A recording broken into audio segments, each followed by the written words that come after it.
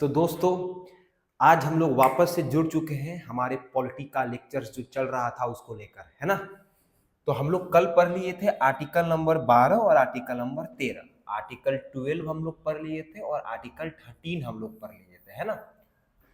और आज हम लोग पढ़ेंगे आर्टिकल 14 के बारे में, ठीक है ना। तो यहाँ से हम लोग कुछ डिवीजन कर लिए थे कि आर्टिकल 14 से लेकर के 18 तक दिया गया है right to equality. Right to equality यहाँ से सीधा क्वेश्चंस आते हैं एग्जाम में, ठीक है ना। 14 से लेकर के 18 यानी कि 14 से लेकर के 18 तक दिया गया है राइट टू इक्वालिटी। क्या दिया गया है? राइट टू इक्वालिटी के बारे में दिया गया है। 19 से 22 के बीच में दिया गया है राइट टू फ्रीडम के बारे में। 23-24 दिया गया है राइट अगेंस्ट एक्सप्लॉयटेशन। 25 से लेकर 28 तक दिया गया हम लोग को फ्रीडम ऑफ रिलीजन। 29-30 में दिया गया है कल्चरल एंड एजुकेशनल राइट। और आर्टिकल 32 हम लोग पढ़ेंगे राइट टू कॉन्स्टिट्यूशनल रेमेडीज। तो आर्टिकल 14 हम लोग शुरू करने जा रहे हैं। तो आर्टिकल 14 में क्या लिखा गया है भाई? तो आर्टिकल 14 हम लोग को बताता है इक्वालिटी बिफोर लॉ। आर्टिकल 14 हम लोग को क्या दिखाता है? Equality before law. कहने का मतलब क्या है कि कानून के आगे हम सब बराबर हैं, ठीक है। आर्टिकल 14 बताता है हम लोग को इक्वालिटी बिफोर लॉ, कानून के आगे हम लोग सब बराबर हैं, ये हम लोग को बताता है आर्टिकल 14। अब बात करते हैं अगर आर्टिकल 14 के डेप्थ के बारे में, तो इसमें टोटल 2 कॉन्सेप्ट्स दिए गए हैं। कितने कॉन्सेप्ट्स? टोटल 2 कॉन्सेप्ट्स दिए गए हैं। एक आता है इक्वालिटी बिफोर लॉ, ठीक है, और दूसरा आता है इक्वल प्रोटेक्शन ऑफ लॉ। अगर हम ये बोले कि बताओ जरा आर्टिकल 14 में कितने कॉन्सेप्ट्स हैं, तो टोटल 2 कॉन्सेप्ट्स हैं, इक्वालिटी बिफोर लॉ और इक्वल प्रोटेक्शन ऑफ लॉ, ठीक है ना। अब यहां से क्वेश्चंस कैसे आते हैं कि ये जो कॉन्सेप्ट है इक्वालिटी बिफोर लॉ, ये कहां से लिया गया है? तो हम लोग को याद रहेगा कि इक्वालिटी बिफोर लॉ ब्रिटेन से लिया गया है। कहां से लिया गया है? ब्रिटेन से लिया गया है। और इक्वल प्रोटेक्शन ऑफ लॉ लिया गया है हम लोग का अमेरिका से, ठीक है। इक्वालिटी बिफोर लॉ कहां से लिया गया है? ये कॉन्सेप्ट ब्रिटेन से। और इक्वल प्रोटेक्शन ऑफ लॉ कहां से लिया गया है? अमेरिका से लिया गया है, ठीक है। अब इसको थोड़ा सा हम लोग डेप्थ में समझते हैं। सेकेंड पॉइंट लिखा गया है कि इस कॉन्सेप्ट में बोलता है कि लॉ जो है सबके लिए बराबर है। लॉ जो है सबके लिए बराबर है, ठीक है सर, ये बता रहा है। इसमें बोलता है it describe the situational justice. Okay, इसका मतलब ये है लॉ सबके लिए बराबर है। इसका क्या मतलब है कि मान के चलो कि कोई बच्चा जो है, कोई बच्चा किसी का मर्डर कर देता है, मान लो 16-17 साल का बच्चा किसी का मर्डर कर दिया, ठीक है। तो ये बोला कि उस बच्चे को क्या मिलेगा? फांसी मिलेगा, चाहे वो 16 साल का बच्चा मर्डर किया हो, चाहे वो क्रिमिनल मर्डर किया हो। जैसे मान लो कि हम हैं, ठीक है, और हम जो है सीरियल किलर है कि धन धन धन धन धन लगातार सबको मारते आ रहे हैं, ठीक है। तो कोर्ट इस कॉन्सेप्ट के अनुसार से कोर्ट हमको भी फांसी का सजा देगा और उस छोटे बच्चे को भी फांसी का सजा देगा, इस कॉन्सेप्ट के हिसाब से। ये भी तो हो सकता है कि वो छोटा बच्चा खुद को प्रोटेक्ट करने के लिए सामने वालों को मारा हो। जो 16-17 साल का जो बच्चा है, या फिर क्रोधित होकर किसी को मार दिया, लेकिन उसका जो बैकग्राउंड है वो क्रिमिनल का बैकग्राउंड नहीं है। तो ये कॉन्सेप्ट कह रहा है कि नहीं, वो जो छोटा बच्चा है उसको भी फांसी का सजा मिलेगा, ये जो सीरियल किलर है इसको भी फांसी का सजा मिलेगा। अरे बात समझ में? लेकिन ये जो इक्वल प्रोटेक्शन ऑफ लॉ कह रहा है कि भैया ये डिस्क्राइब करता है सिचुएशनल जस्टिस को, कि जो छोटा बच्चा है उसका देखा जाए कि क्या वो उसका क्रिमिनल रिकॉर्ड है, क्या वो उसका नेचर है क्राइम करना। तो अगर नहीं है तो उसको फांसी का सजा नहीं मिलेगा, उसको कुछ साल का जेल मिल सकता है, लेकिन ये जो सीरियल किलर है इसको फांसी का सजा मिलेगा, ठीक है। This is the concept of equal protection of law. कहने का मतलब क्या है कि सिचुएशन के हिसाब से क्या देना? सजा देना। और ये बोल रहा है कि ना सिचुएशन जैसे कुछ नहीं, गलती किया है तो सजा सबको सेम मिलेगा, ठीक है। जिस कारण से कहा जाता है कि जो इक्वालिटी बिफोर लॉ है ये एक तरीके का निगेटिव कॉन्सेप्ट है, लेकिन जो इक्वल प्रोटेक्शन ऑफ लॉ है ये अपने आप में पॉजिटिव कॉन्सेप्ट है ना। ये जो है पॉजिटिव कॉन्सेप्ट है और ये निगेटिव कॉन्सेप्ट है।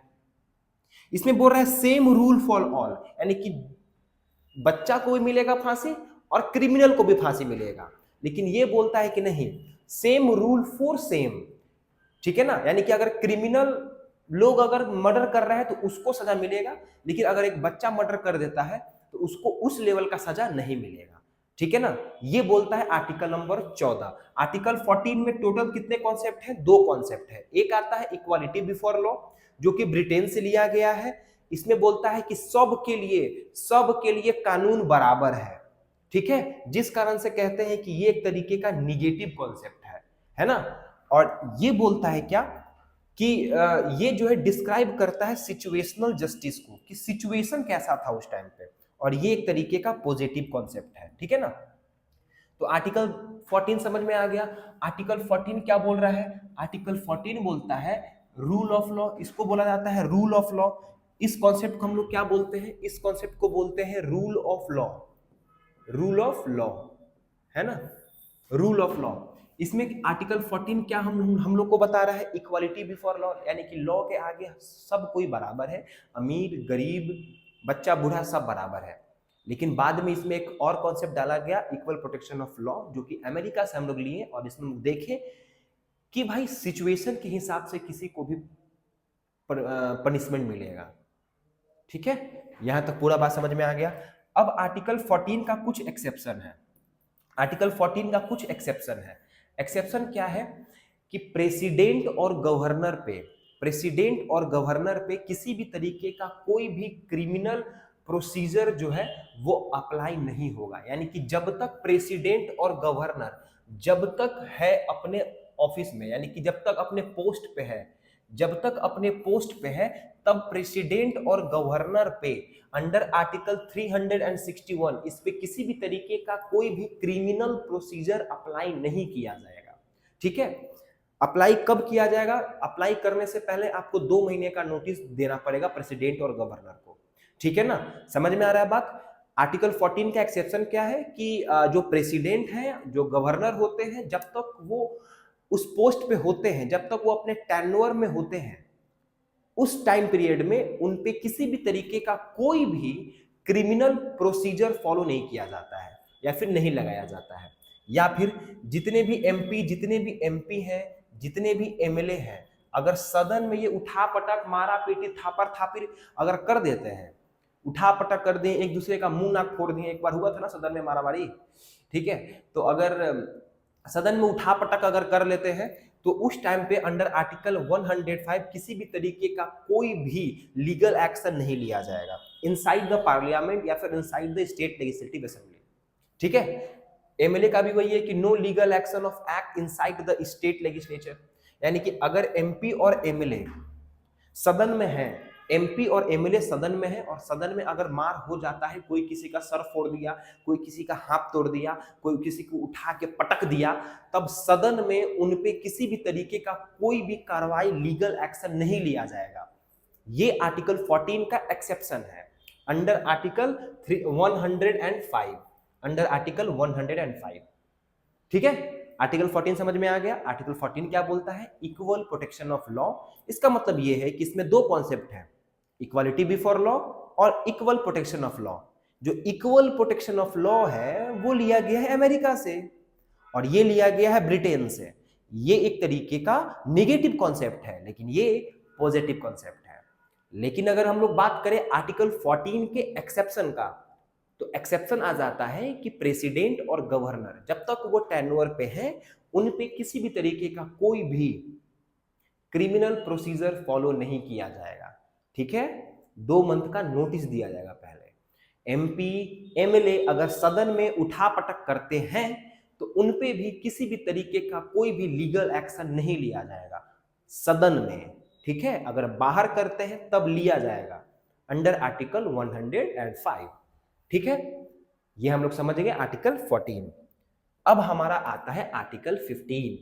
आर्टिकल 15 क्या बोलता है कि स्टेट किसी भी सिटीजन को 5 ग्राउंड पे, जेंडर, रेस, कास्ट, रिलीजन और प्लेस ऑफ बर्थ के बेसिस पे डिस्क्रिमिनेट नहीं करेगा। स्टेट किसी भी सिटीजन को gender, religion, caste, place of birth और रेस के आधार पर डिस्क्रिमिनेट नहीं कर सकता है, आर्टिकल 15 बोल रहा है, ठीक है। आर्टिकल 15 क्या बोल रहा है? Gender, race, place of birth, religion और क्या बोल रहा है हमारा? कास्ट। टोटल कितने ग्राउंड दिए गए हैं? टोटल दिए गए हैं 5 ग्राउंड। टोटल हम लोग के 5 ग्राउंड दिए गए हैं आर्टिकल 15 में। ठीक है, आर्टिकल 15 क्या बोलता है कि स्टेट जो है किसी भी पर्सन को या फिर किसी भी सिटीजन को डिस्क्रिमिनेट नहीं करेगा on the basis of their gender, race, caste, religion और place of birth.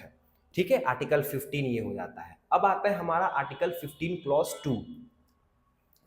Article 15 clause 2, article 15 clause 2 में बोल रहा है कि स्टेट के साथ साथ कोई भी इंडिविजुअल किसी भी अगले पर्सन को जेंडर के बेसिस पे, रेस के बेसिस पे, कास्ट के बेसिस पे, रिलीजन के बेसिस पे और प्लेस ऑफ बर्थ के बेसिस पे पब्लिक एरिया में, जैसे पार्क, टेम्पल, होटल, इन सब पब्लिक एरिया में डिस्क्रिमिनेट नहीं कर सकता है। ठीक है, आर्टिकल 15 क्लॉज 2 क्या बोलता है कि स्टेट या फिर कोई भी इंडिविजुअल किसी अगले पर्सन को gender, race, religion, place of birth और कास्ट के बेसिस पे पब्लिक एरिया में डिस्क्रिमिनेट नहीं कर सकता है। आर्टिकल 15 क्लॉज 2 ये बोलता है। ठीक है, तो अगर मैं ये बोलूं कि आर्टिकल 15 क्लॉज 2 किसको किसको दिया गया है, तो स्टेट के साथ पीपल को भी दिया गया है। स्टेट के साथ पीपल को भी दिया गया है कि कहां नहीं डिस्क्रिमिनेट करना है। पब्लिक एरिया में डिस्क्रिमिनेट आपको इन 5 ग्राउंड पे नहीं करना है। कौन कौन सा ग्राउंड है? जेंडर है, रेस है, कास्ट है, रिलीजन है और प्लेस ऑफ बर्थ है। इनके बेसिस पे आपको डिस्क्रिमिनेट नहीं करना है। ठीक है ना, आर्टिकल 15 क्लॉज 2 ये बोलता है। Got it? उसके बाद आता है आर्टिकल 15 क्लॉज 3। ये बोलता है क्या कि स्टेट वुमेन और चिल्ड्रन के लिए स्पेशल प्रोविजन बना सकता है।